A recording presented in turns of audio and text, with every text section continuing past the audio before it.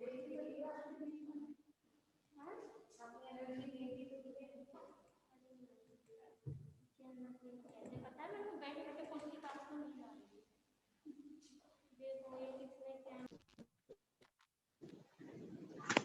evening, everyone.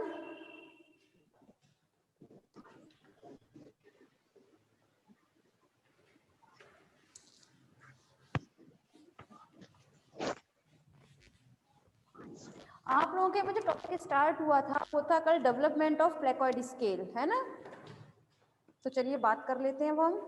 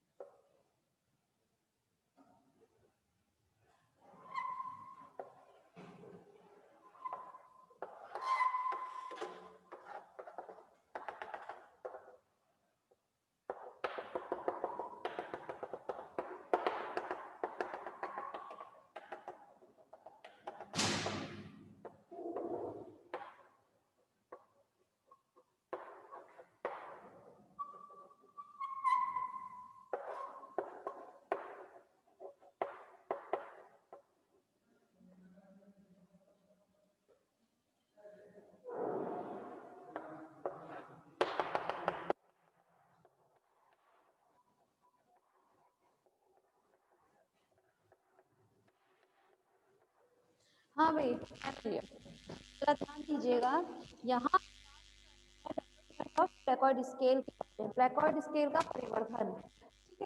तो जब हम यहाँ प्लेकॉइड स्केल के डेवलपमेंट तो आपको बताया था कि प्लेकोइड स्केल दो भाग से मिलकर बना होता है, यही बताया था। ये बेसल प्लेट होती है और ये इसका स्पाइन प्लेट, ठीक है, यही कल बताया गया था। और साथ में बताया होती है पॉलीडोन, वो दो चीजों से मिलकर बनी होती है, एपिडर्मिस और डर्मिस। डर्मिस वाला पोर्शन होता है, उसमें डर्मिस में एक स्पेशल टाइप की कोशिकाएं पाई जाती हैं जिन्हें हम बोलते हैं ओडेंटोब्लास्ट कोशिकाएं। ये ओडेंटोब्लास्ट कोशिकाएं जो हैं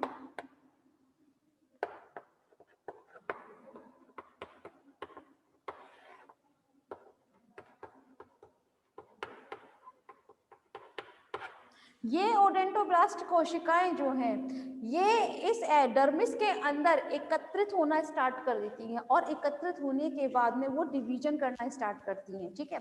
तो जैसे जैसे इनमें डिवीजन होता है वैसे वैसे ये कोशिकाएं एक जगह एकत्रित होकर एक संरचना बनाती हैं जिन्हें हम बोलते हैं डर्मल पैपिला।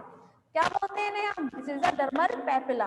अब जैसे जैसे इन डर्मल पैपिला में उपस्थित ओडेंटोब्लास्ट कोशिकाएं विभाजन की प्रक्रिया करेंगी वैसे वैसे ये कोशिकाएं जो है वो एपिडर्मिस की तरफ बढ़ती जाती हैं, ठीक है। और जैसे जैसे ये एपिडर्मिस की तरफ बढ़ती हैं वैसे वैसे इनकी जो कोशिकाएं, जो पुरानी कोशिकाएं होती हैं वो एपिडर्मिस को ऊपर की तरफ धकेलना स्टार्ट कर देती हैं, ठीक है। और नीचे की तरफ की जो कोशिकाएं होती हैं डर्मिस में वो थोड़ी सी ठोस होती हैं, ठीक है। कैसी होती हैं? ठोस होती हैं, इसीलिए उन्हें हम बोलते हैं कॉम्पैक्ट स्ट्रेटम, ठीक है।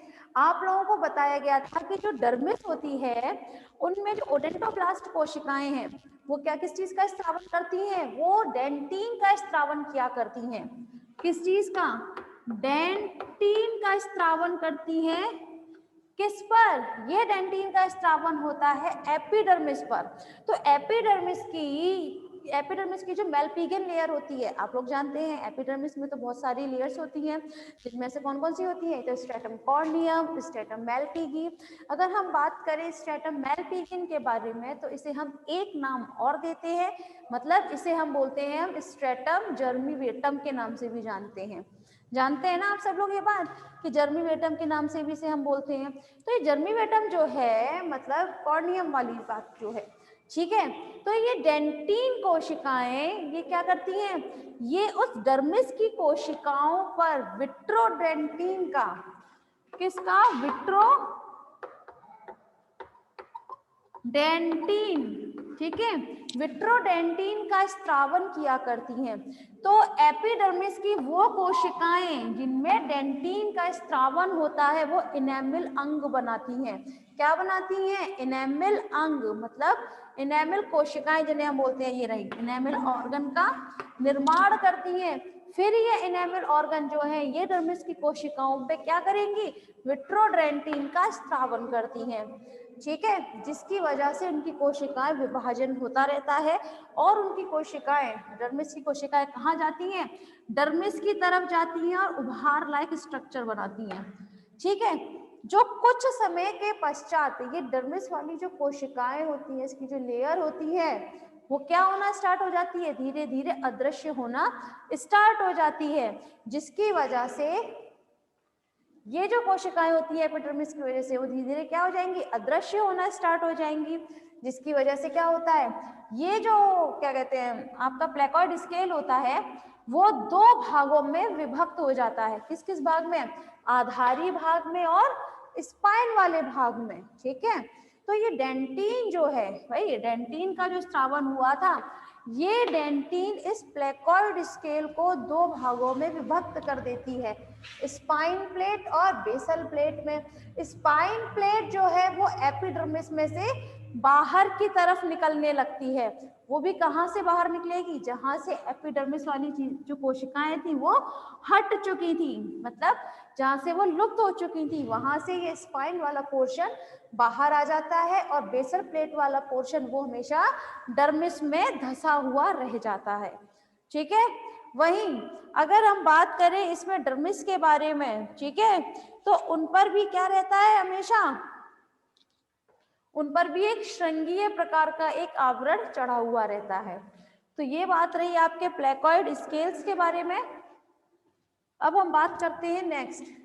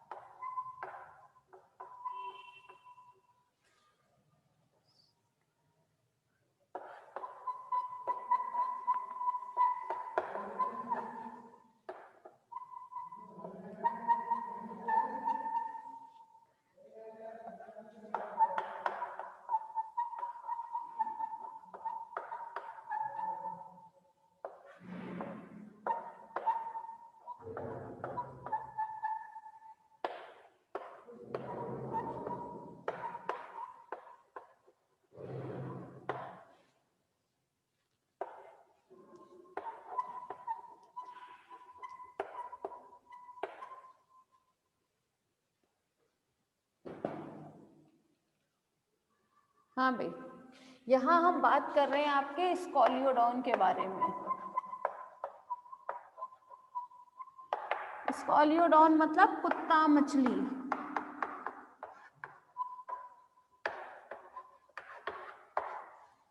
तो जरा ध्यान दीजिएगा, आप लोग जानते हैं कि स्किन में हमेशा दो परत, आई मीन टू से दो लेयर इसमें प्रेजेंट होती है। कौन कौन सी? एपिडर्मिस मतलब अधिचर्म, एंड सेकेंड इज डर्मिस मतलब चर्म। ठीक है ना? तो इसकी स्किन जो है वो दो भाग से मिलकर बनी होती है, एपिडर्मिस एंड डर्मिस। एपिडर्मिस में बहुत सारी लेयर प्रेजेंट होती हैं। जैसे सबसे नीचे की लेयर होती है आपकी मेलपिगियन लेयर, यानी कि आपके जर्मीवेटम लेयर जिसे हम बोलते हैं, स्ट्रेटम जर्मीवेटम या स्ट्रेटा मेलपिगियन लेयर। वहीं सबसे ऊपर की तरफ की जो आपकी लेयर होती है उसे हम बोलते हैं स्ट्रेटम कॉर्नियम के नाम से जानते हैं। ठीक है? और आपके एपिडर्मिस के नीचे की जो स्किन होती है उसे हम बोलते हैं डर्मिस। डर्मिस में क्या प्रेजेंट होती हैं? आपकी connective tissue,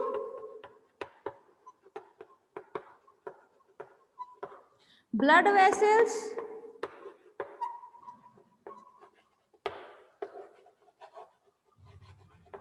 lymph vessels etcetera.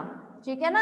ये सब चीजें कहाँ प्रेजेंट रहती हैं? आपके डर्मिस वाले पोर्शन में। अब जब हम बात करें डर्मिस एपिडर्मिस की, तो एपिडर्मिस की जो कोशिकाएं होती हैं वो क्या करती हैं? वो लगातार विभाजित होती रहती है। मेलपिगियन लेयर की जो कोशिकाएं हैं वो क्या करती हैं? लगातार विभाजित होती रहती हैं, और जो पुरानी कोशिकाएं हैं उनको ऊपर की तरफ ढकेलती जाती है।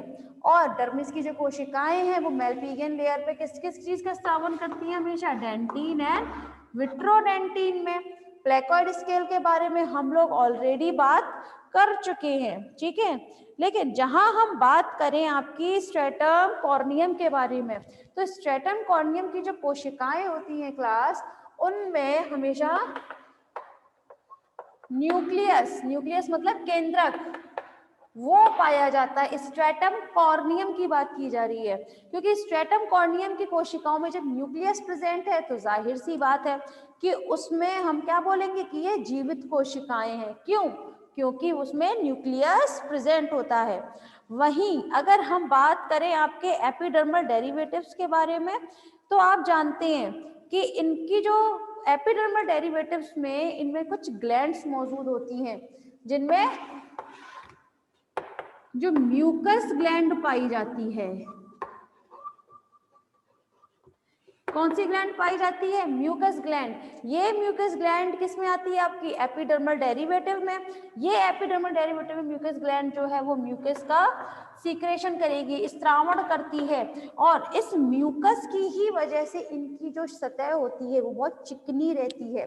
इनकी जो प्लेकॉइड स्केल्स हैं, उनकी जो त्वचा होती है खुरखुरी हमें प्लेकॉइड स्केल्स की वजह से ही लगती है, लेकिन जनरली अगर आप उनकी स्किन को देखें तो म्यूकस ग्लैंड की वजह से ही वो थोड़ी सी चिकनी नजर आती है, जिसकी बदौलत उनके शरीर में घर्षण की जो प्रक्रिया होती है वो कम होगी। घर्षण आप सभी जानते हैं, घर्षण क्या होता है? घर्षण मतलब फ्रिक्शन इंग्लिश में बोलते हैं, है ना, जिसमें रुकावट पैदा ना हो, है ना।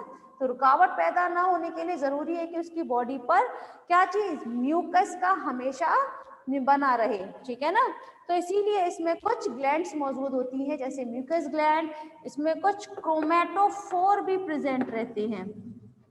क्रोमेटोफोर, ये क्रोमेटोफोर जो है क्या चीज डिसाइड करते हैं? ये डिसाइड करते हैं इसकी बॉडी का कलर, ठीक है, कि इनकी बॉडी जो स्लेटी कलर की होती है वो किसकी वजह से होती है? वो इन्हीं क्रोमेटोफोर की वजह से होती है, ठीक। तो यहाँ बात रही है आपके स्कोलियोडॉन की वजह से। वहीं अगर हम बात करें इसमें डर्मिस के बारे में क्लास, तो आप जानते हैं कि डर्मिस में क्या क्या चीज मौजूद होती है आपकी? Connective tissue, lymph vessel, blood vessels, और डर्मल डेरिवेटिव के तौर पर आपके डर्मल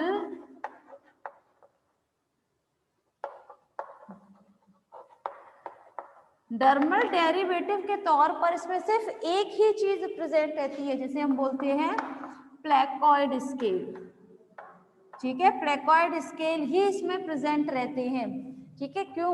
क्योंकि इनकी उत्पत्ति जो है प्लेकॉइड स्केल किससे मानी गई है? मीजोडर्म से मानी गई है, और ये मीजोडर्म कहाँ पर? डर्मिस में प्रेजेंट रहेंगे, ठीक है ना। इसीलिए डर्मल डेरिवेटिव में सिर्फ और सिर्फ प्लेकॉइड स्केल ही आया करते हैं, ठीक। जिसमें अभी थोड़ी देर पहले बताया था ना कि प्लेकॉइड स्केल का जो बेसल प्लेट होती है हमेशा कहाँ धसी रहती है? डर्मिस में धसी रहती है ना। इसीलिए इसमें डर्मल डेरिवेटिव में सिर्फ प्लेकॉइड स्केल ही आते हैं बस। नेक्स्ट इज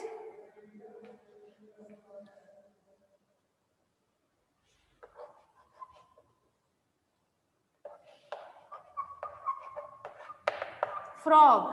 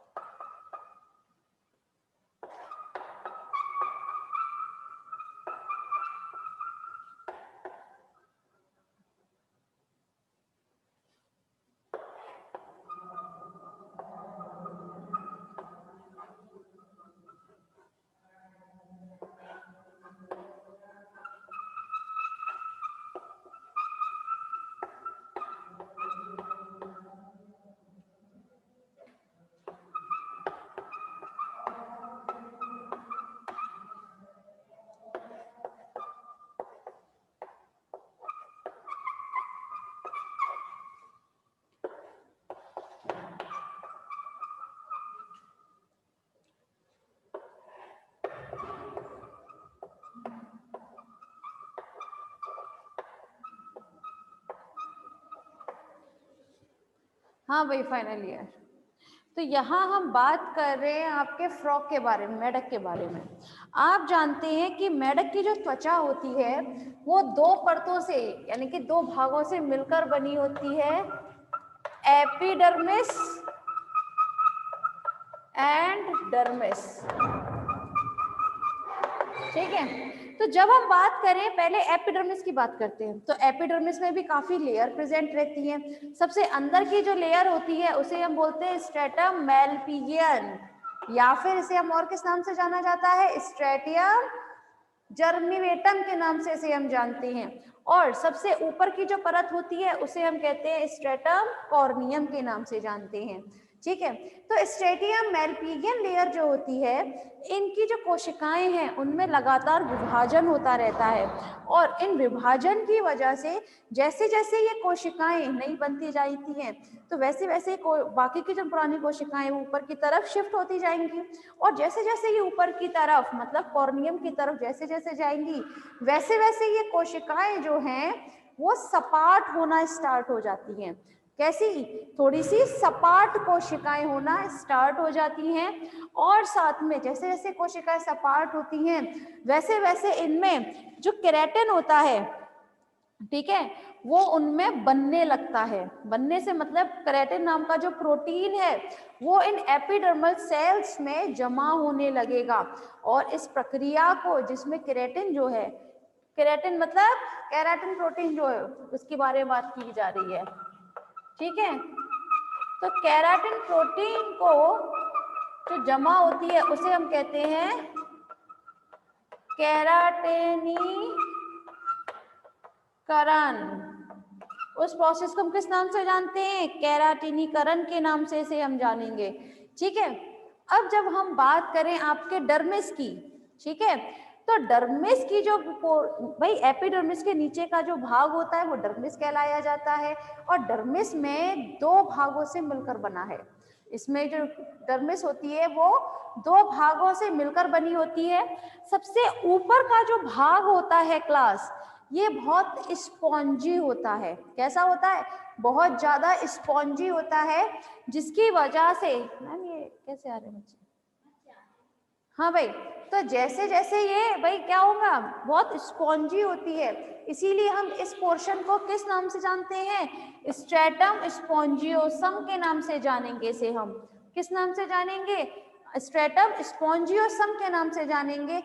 वहीं जो स्ट्रेटम स्पॉन्जियोसम के नीचे का जो भाग होगा, ये तो डर्मिस का ही तो पोर्शन है, क्योंकि यहाँ से लेकर यहाँ तक पूरा आपका डर्मिस का ही पोर्शन दिखाया गया है, लेकिन यहाँ से सिर्फ यहाँ तक का जो भाग है इसे हम बोलते हैं स्ट्रेटम स्पॉन्जियोसम। क्यों कहते हैं स्ट्रेटम स्पॉन्जियोसम, जस्ट बिकॉज ये पोर्शन बहुत ज्यादा स्पॉन्जी होता है, बहुत ही संयोजी टाइप का होता है, स्पॉन्जी होता है ये, ठीक है ना, इसीलिए। और इससे नीचे का जो भाग होता है वो बहुत ज्यादा आपका मोटा होता है, थिक होता है, ठीक। तो इसीलिए हम ये जो मोटा वाला पोर्शन होता है डर्मिस का, इसे हम बोलते हैं स्ट्रेटम कॉम्पैक्टम। किस नाम से जानते हैं, स्ट्रेटम कॉम्पैक्टम के नाम से जानेंगे। तो क्लास आप लोग पहले जरा रिवीजन कीजिए प्लीज।